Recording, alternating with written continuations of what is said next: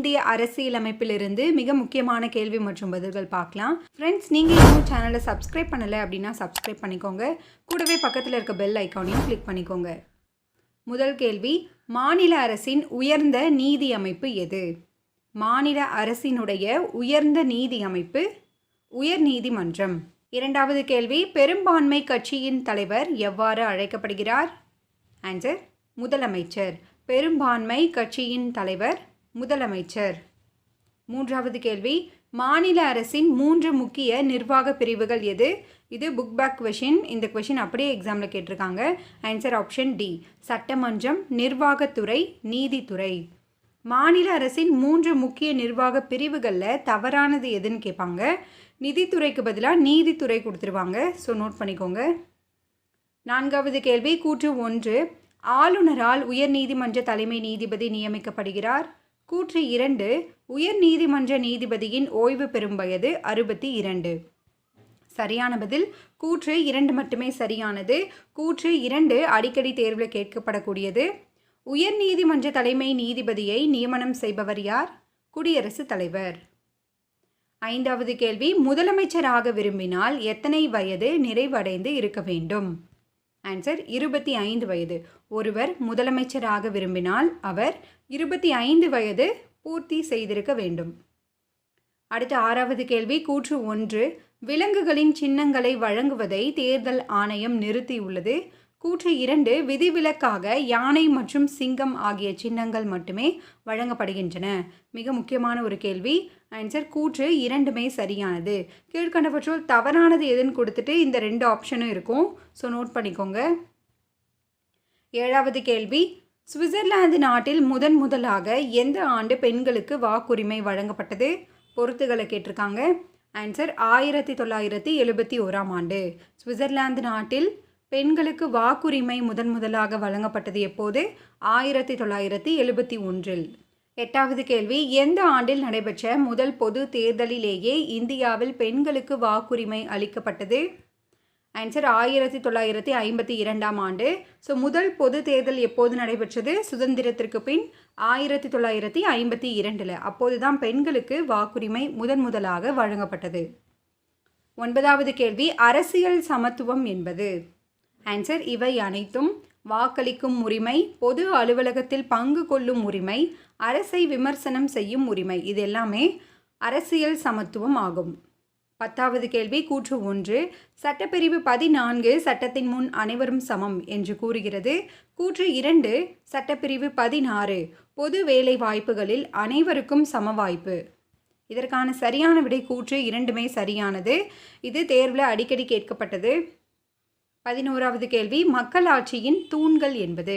மக்களாட்சியின் தூண்கள் option A மற்றும் B, சமத்துவம் மற்றும் நீதி. 12வது கேள்வி, கீழ்கண்ட எந்த நாட்டில் ஒரு கட்சி முறை நடைமுறையில் இல்லை? ஒரு கட்சி நடைமுறையில் இல்லாத நாடு அமெரிக்கா. பிரிட்டன் போன்ற நாடுகளில் 2 கட்சி முறை நடைமுறையில் உள்ளது. ஒரு கட்சி முறை சீனா, வடகொரியா, கியூபா. 13வது கேள்வி, கூற்று 1, இந்திய தேர்தல் ஆணையம் தேர்தலை நடத்துவதற்கு அதிகாரம் கொண்ட ஒரு சுதந்திரமான சட்டப்படியான அமைப்பாகும். கூற்று 2, இதன் தலைமையிடம் மும்பையில் அமைந்துள்ளது. சரியான விடை கூற்று 1 மட்டுமே சரியானது. இதனுடைய தலைமையிடம் புதுடெல்லியில் அமைந்துள்ளது. இந்திய தேர்தல் ஆணையம் என்பது சுதந்திரமான சட்டப்படியான அமைப்பு. 14வது கேள்வி, இந்தியாவில் காணப்படும் கட்சி முறை? Most repeated question. ஆன்சர், பல கட்சி முறை. இந்தியாவில் காணப்படும் கட்சி முறை பல கட்சி முறை. 15வது கேள்வி, அரசியல் கட்சிகளை அங்கீகரிக்கும் அமைப்பு எது? அரசியல் கட்சிகளை அங்கீகரிக்கும் அமைப்பு தேர்தல் ஆணையம். 16வது கேள்வி, ஒரு அரசியல் கட்சி என்பது? ஆன்சர், மேற்கண்ட அனைத்தும் சரி. இந்திய தேர்தல் ஆணையத்தில் பதிவு செய்திருக்க வேண்டும் அந்த கட்சி.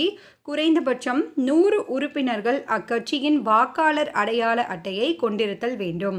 ஸோ இந்த எண்ணிக்கை தேர்வில் கேட்டிருக்காங்க. கட்சி அமைப்பு குறித்த ஆவணங்களை கொண்டிருத்தல் வேண்டும்.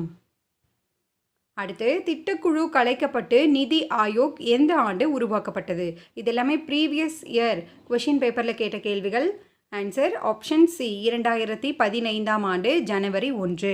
நிதி ஆயோக் உருவாக்கப்பட்ட ஆண்டு 2015 ஜனவரி 1. 18வது கேள்வி தகவல் அறியும் உரிமை சட்டம் நடைமுறைக்கு வந்த ஆண்டு எது?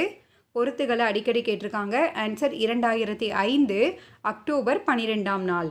சம்டைம்ஸ் நம்மளுக்கு ஆண்டு மட்டும்தான் கொடுத்துருப்பாங்க. ஸோ இது பார்த்துக்கோங்க. 19வது கேள்வி ஒன்றியங்களின் பெயர் மற்றும் அதன் ஆட்சி எல்லைகளை பற்றி கூறும் சரத்து எது? ஆன்சர் சரத்து 1. 20வது கேள்வி இந்தியா குடியரசான போது தமிழ்நாட்டின் முதலமைச்சராக இருந்தவர் யார்? Answer option B PS Kumaraswami Raja. இவர்தான் இந்தியா குடியரசு ஆனபோது தமிழ்நாட்டின் முதலமைச்சராக இருந்தவர். 21வது கேள்வி நாடு முழுவதுமான பொது சிவில் சட்டத்தை பற்றி கூறும் சரத்து எது? Most repeated question. Answer article 44. பொது சிவில் சட்டம் ஆர்டிகல் 44. 22வது கேள்வி இந்தியாவின் முதல் பெண் குடியரசுத் தலைவர் யார்? ஆன்சர் பிரதீபா பாட்டீல். இந்தியாவின் முதல் பெண் குடியரசுத் தலைவர் பிரதீபா பாட்டீல். 23வது கேள்வி சுதந்திர இந்தியாவின் முதல் சபாநாயகர் யார்? Repeated question. Answer GV Mavalankar. சுதந்திர இந்தியாவின் முதல் சபாநாயகர் GV மாவ்லங்கர். 24வது கேள்வி மாநிலங்களுக்கிடையே நதிநீர் பங்கீடு பற்றி கூறும் சரத்து எது?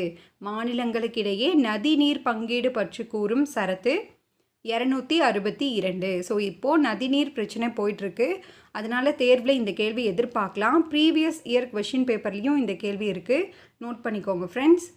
25வது கேள்வி பட்டியல் இனத்தவர்களுக்கு மற்றும் பழங்குடியினர்களுக்கான ஒரு தனி அதிகாரியை நியமிக்கும் அதிகாரம் யாரிடம் உள்ளது? ஆன்சர் குடியரசுத் தலைவர். பட்டியல் இனத்தவர் மற்றும் பழங்குடியினருக்கான ஒரு தனி அதிகாரியை நியமிக்கும் அதிகாரம் பெற்றவர் குடியரசுத் தலைவர். 26வது கேள்வி நிதி ஆயோக்கின் தலைவர் யார்? Repeated question. ஆன்சர் பிரதமர். தற்போதைய நிதி ஆயோக்கின் தலைவர் யாருன்னு கொடுத்துட்டு பிரதமர் மோடியோட பெயர் ஆப்ஷனில் இருக்கலாம். நோட் பண்ணிக்கோங்க. 27வது கேள்வி அரசுக்கு வழிகாட்டும் நெறிமுறை கோட்பாடு இந்திய அரசியலமைப்பில் எத்தனையாவது பகுதியில் அமைந்துள்ளது? Repeated question.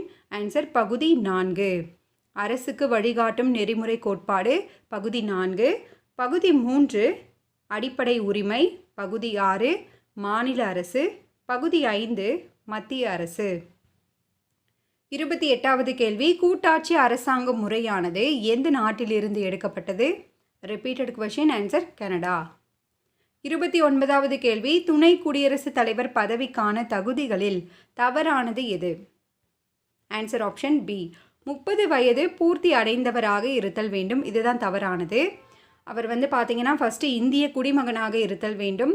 சட்டப்படி தண்டிக்கப்பட்டவராக இருத்தல் கூடாது. மத்திய மாநில உள்ளாட்சி அமைப்புகளில் ஊதியம் பெறும் பதவியில் இருத்தல் கூடாது. இவர் பார்த்தீங்கன்னா 35 வயது பூர்த்தி அடைந்தவராக இருத்தல் வேண்டும். 30வது கேள்வி பாராளுமன்ற பொது கணக்கு குழுவின் தலைவராக செயல்படுபவர் யார்? Repeated question. ஆன்சர் எதிர்க்கட்சி தலைவர். பாராளுமன்றத்தின் பொது கணக்கு குழுவின் தலைவராக செயல்படுபவர் எதிர்க்கட்சி தலைவர். உங்களுக்கான கேள்வி அரசுக்கு வழிகாட்டும் நெறிமுறை கோட்பாடு இந்திய அரசியலமைப்பில் எத்தனையாவது பகுதியில் அமைந்துள்ளது? இதற்கான பதிலை கீழே கமெண்ட் பண்ணுங்கள் ஃப்ரெண்ட்ஸ். இந்த வீடியோ உங்களுக்கு யூஸ்ஃபுல்லாக இருக்குது அப்படின்னு நினச்சிங்கன்னா மறக்காமல் லைக் பண்ணி சப்போர்ட் பண்ணுங்கள். தேங்க்யூ.